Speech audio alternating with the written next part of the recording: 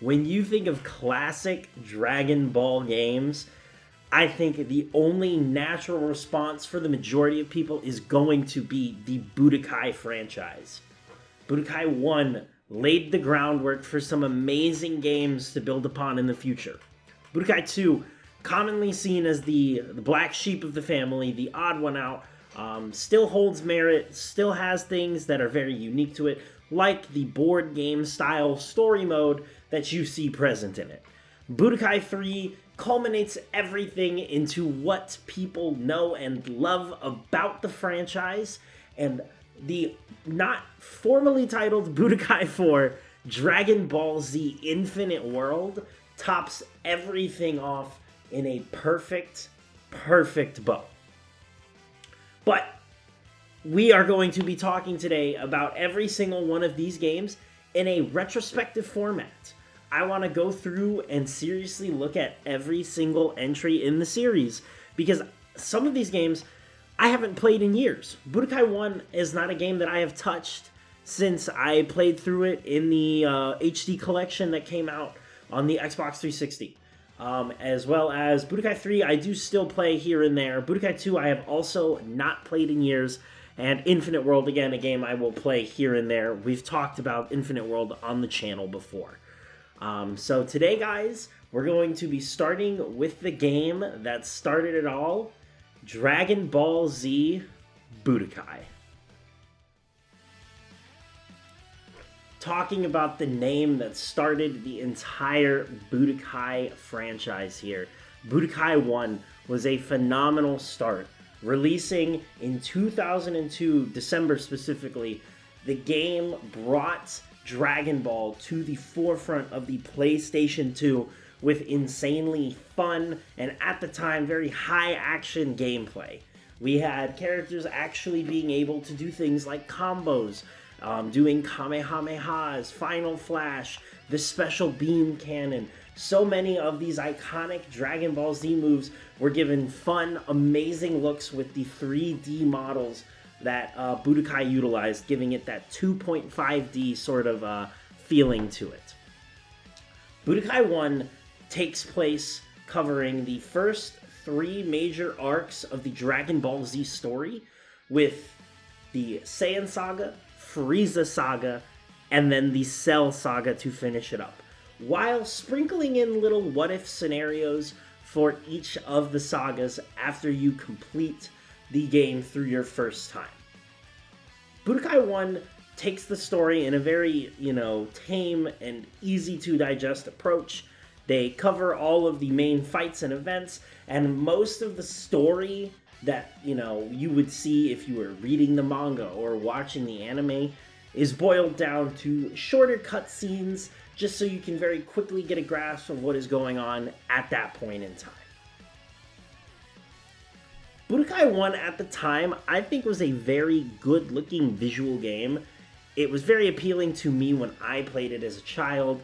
I had a ton of fun on this game, being able to transform in the middle of fights, becoming a Super Saiyan on Namek, or becoming a Super Saiyan 2 against Cell, letting Gohan's fury burst.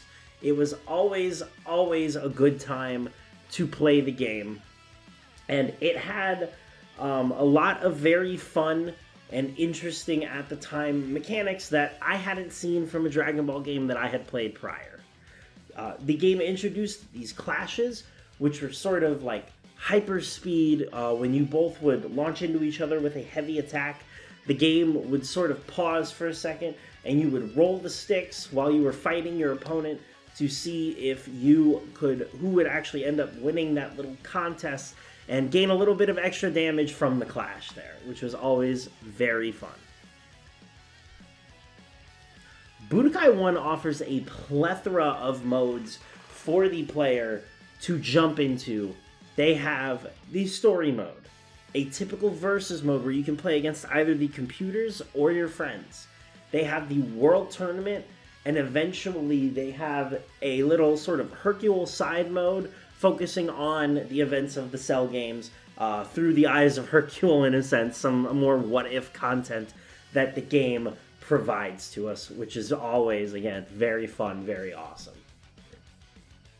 Throughout the Budokai series, you will take note of how they handle the different skills and other things in the game to give characters their moves and transformations, and even things as simple as basic throws.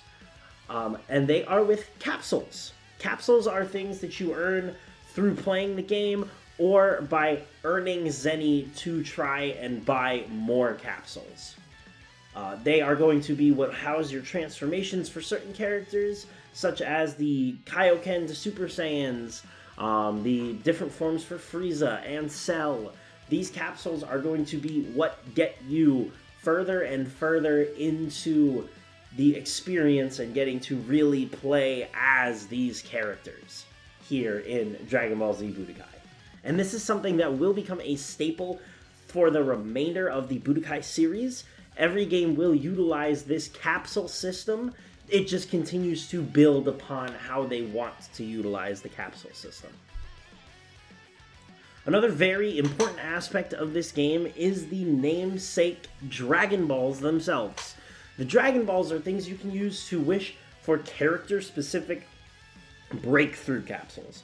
And what these breakthrough capsules are essentially all of the skills that that character has available to them, all their transformations, super moves, ultimate moves, throws, any sort of special combo capsule move they have is packed into this one breakthrough capsule that, while it will take up the entirety of your capsule slots, it will always make sure you have everything readily available to you, which made gathering the Dragon Balls an extra little incentive so you could have all of your skills ready for a character to gain access to at any given moment, which was always a fun time when you were playing with your friends or trying to grind out that World Tournament mode.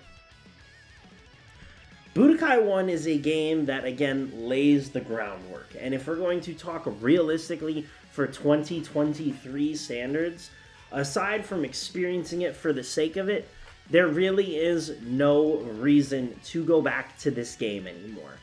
The future games in the franchise improve upon the formula. They have all of the same modes and more. And most importantly, they develop the gameplay and the visuals to a level that Budokai 1 would have never been able to reach at the time of release.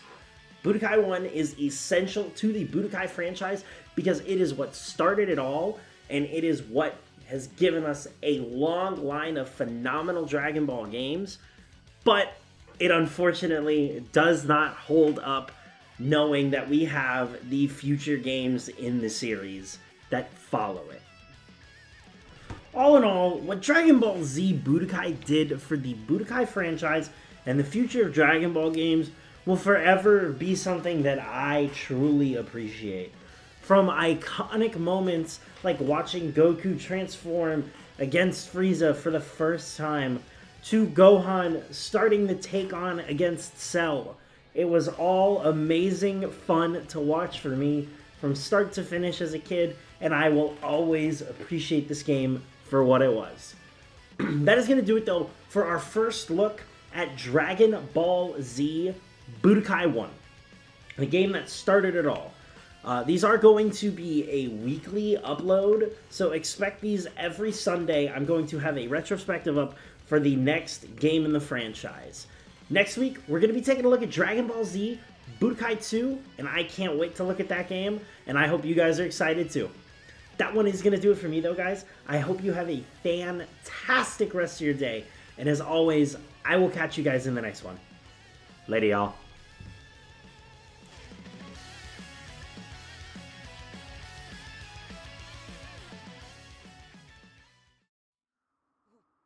What? Who are you? So, you really don't recognize me? I am the hope of the universe, the sworn protector of the planet Earth. I am the answer to all beings everywhere in pain who cry out for help. I am called Goku.